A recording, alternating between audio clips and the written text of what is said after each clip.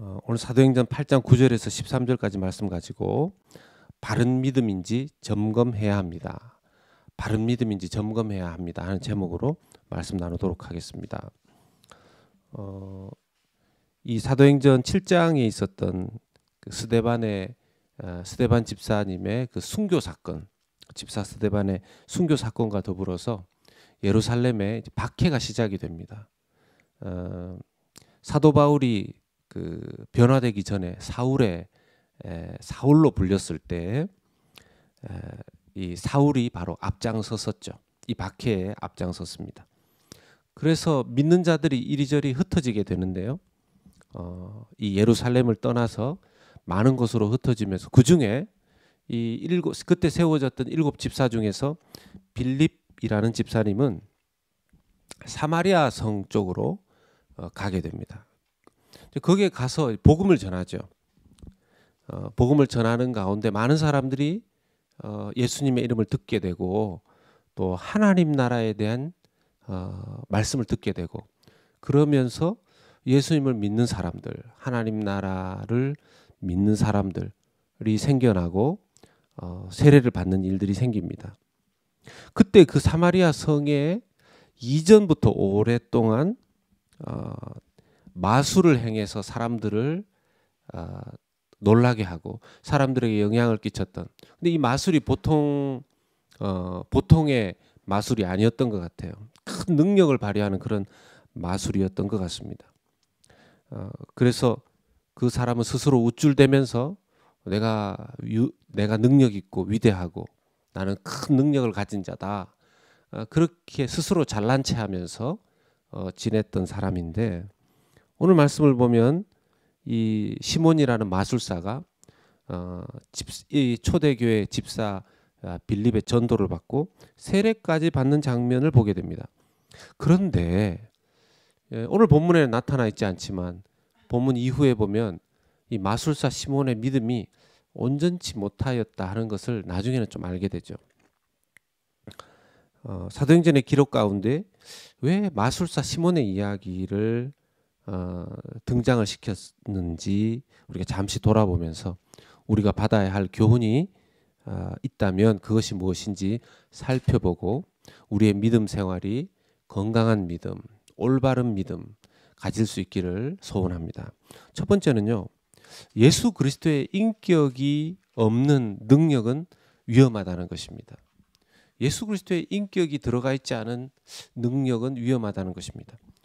당시에 마술사, 점쟁이, 또 점성술사, 이런 사람들이 백성들에게 큰 영향력을 행사하고 있었던 시절이라고 합니다. 근데 오늘날도 더 다양한 모습으로 그 비슷한 사람들, 또 더 다양한 사람들이 있지 않습니까? 오늘날도 점성술사 있죠. 점치는 사람들이 있습니다.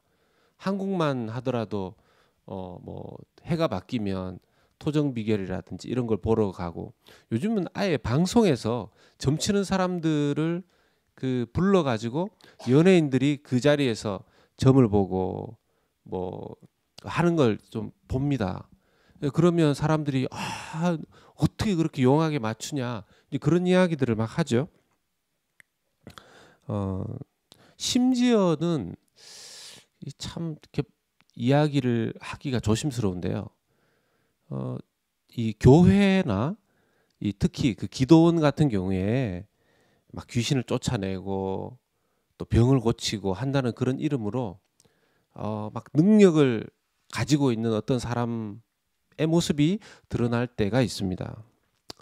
유명한 사람이라고 나타날 때가 있습니다.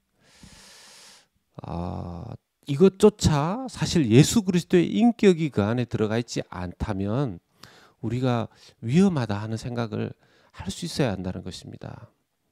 마술사 시몬이 그랬습니다. 사람들이 놀랄 만한 마술을 부렸던 사람이었습니다. 그는 그래서 그것으로 돈도 벌었고요, 스스로 위대한 자의 행세도 했습니다. 문제는 많은 사람들이 그를 따랐다는 것이죠. 사마리아인들도, 여러분, 사마리아인들도 유대 지역의 그 안쪽에 있어서 비록 유대 사람들이 그들을 멀리하고 터부시했었지만 유대인들의 영향을 많이 받지 않았습니까? 어, 그럼에도 불구하고 그들 역시 마술사 시몬의 이렇게 영향을 받고 있었는데, 오늘 사도행전 8장 10절 말씀에 낮은 사람부터 높은 사람까지 다 따르며 이르되 이 사람은 크다 일컫는 하나님의 능력이라. 마술사 시몬이 자기 자신에 대해서 자칭 큰 자라 이렇게 말하는 것도 문제지만, 사람들이 마술사 시몬을 향해서 뭐라고 얘기했냐면요, 크다 일컫는 하나님의 능력이다. 저 사람은 하나님께서 주신 능력으로 저 일을 행한다, 이렇게 말을 하면서 따랐다는 것입니다. 낮은 사람부터 높은 사람까지 모든 사람을 다 통칭하는 거죠. 오늘날도 힘과 권세를 가진 사람, 능력 가지고 있는 사람, 사람들이 따르는 그런 사람들이 있습니다. 아주 유명한 사람들이 있죠. 그가 한마디를 하면 그 사람의 한마디에 의해서 이 전 세계의 사람들이 영향을 받는 그런 사람들이 있습니다. 또 어떤 나라에 그런 사람들이 있고 그렇게 하죠. 그런데 우리가 그런 유명세를 떨치고 있는 사람들, 영향력을 끼치고 있는 사람들, 소위 이 세상의 리더라고 불리워지는 그런 사람들에 대해서 우리가 믿음 있는 우리의 입장에서는 믿음의 눈을 가지고 그가 예수 그리스도의 인격을 가지고 있는 사람이 아니라면, 예수 그리스도를 믿는 사람이 아니라면 주의하고 조심해야 된다는 것입니다. 언제라도 위험하다는 것이죠.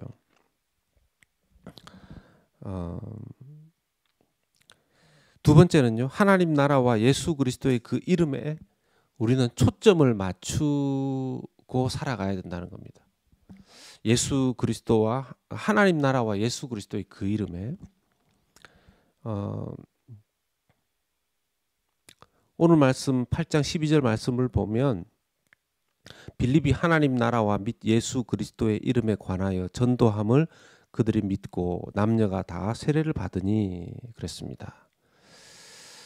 의도적으로 사도행전을 기록한 누가는 마술사 시몬과 빌립 집사를 비교하고 있죠. 대조해 놓고 있습니다.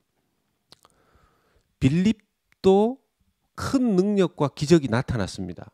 빌립도 13절의 말씀에 보면 시몬도 믿고 세례를 받은 후에 전심으로 빌립을 따라다니며 그 나타나는 표적과 큰 능력을 보고 놀라니라 그랬어요. 결국 그 빌립 집사님에 의해서도 큰 표적과 능력이 나타났거든요. 근데 차이가 뭐냐 하면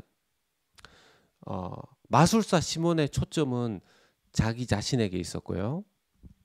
빌립 집사님의 초점은 하나님 나라와 예수 그리스도의 그 이름에 있었습니다. 이게 달랐던 거죠. 그 초점과 중심이 달랐던 겁니다. 이것을 우리 신앙생활에 돌아봅시다. 우리 신앙생활의 중심이 뭘까요? 우리의 믿음의 초점이 뭘까요? 내가 어떤 초점과 중심을 가지고 살아가는지는 내 말과 행동에 자연스럽게 드러나게 되어 있습니다. 내가 자주 생각하는 생각은 뭡니까? 내가 내 입에서 자주 언급하는 주제는 무엇입니까? 나의 주 관심사는 무엇입니까? 그것이 나의 초점이고 중심입니다. 내가 하는 기도에 무엇이 주로 언급되고 있습니까? 그것이 내 초점이고 내 중심입니다. 내가 어디에 포커스를 맞추고 살아가는가? 그걸 우리가 늘 점검할 필요가 있다는 것이죠. 세 번째는요, 그래서 우리의 믿음은 항상 점검되어야 한다는 것입니다. 우리의 믿음은 항상 점검되어야 한다는 것입니다. 13절의 말씀을 보면 그런 마술사 시몬이 사람들을 따라 믿고 세례를 받고 전심으로 빌립을 따랐다고 성경에 기록되어 있습니다. 이 장면만 봤을 때는 마술사 시몬이 진정으로 회심한 것처럼 보입니다. 하지만 이후의 말씀을 보면요, 그가 중심으로 회개하지 않은 것을 나중에 하나님께서 사도들을 통해서 드러내세요. 내가 믿고 세례를 받았다는 기본적인 고백만으로는 내 신앙의 건강도가 측정되기 어렵다라는 것입니다. 내가 과거에 언제 세례 받았는데, 내가 믿음 생활하고 있는데, 그것은 내가 목사라는, 내가 뭐 신학을 공부하고 목사가 됐는데 그것만으로는 내 신앙의 건강도가 정확하게 측정되지 않을 수 있다는 것입니다.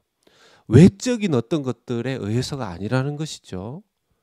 외적으로는 그가 지금 마술사 시몬이 세례도 받지 않았습니까? 나중에 보면 그의 내면적인 믿음은 올바르지 못했다는 것이 드러나거든요. 나의 껍질이 내 신앙의 본질을 좌우해 주지 않습니다. 말씀을 맺고 정리합니다. 복음이 예수 그리스도께서 죽으시고 부활하신 이후에 예루살렘에서부터 땅끝까지 막 전해지는데요. 그 복음이 막 확산되고, 소위 말해서 지금 부흥의 현장 아닙니까? 복음의 확산과 부흥의 현장 안에서 주의해야 될 점을 사도행전이 우리에게 가르쳐주고 있습니다. 막 부흥이 되고 사람들이 많아지고 예수 믿는 사람들이 많아진다고 해서 오늘날의 시대는 이미 많아졌죠. 수없이 많은 사람들이 예수님을 믿고 교회를 다닌다고 하고 있지만, 그것으로 우리가 우리의 믿음 생활이 건강한지, 내가 건강한 믿음, 바른 믿음을 가지고 있는지 혼동해서는 안 된다라는 것입니다. 우리의 신앙 중심이 예수 그리스도에게 초점을 맞추고 있는지, 하나님 나라에 내가 늘 마음이 가 있는지 점검해야 되겠습니다. 바른 믿음으로, 건강한 믿음으로 살아가는 우리 귀한 성도님들과 또 저의 믿음의 삶 될 수 있기를 예수 그리스도 이름으로 부탁드리고 축원합니다. 아멘.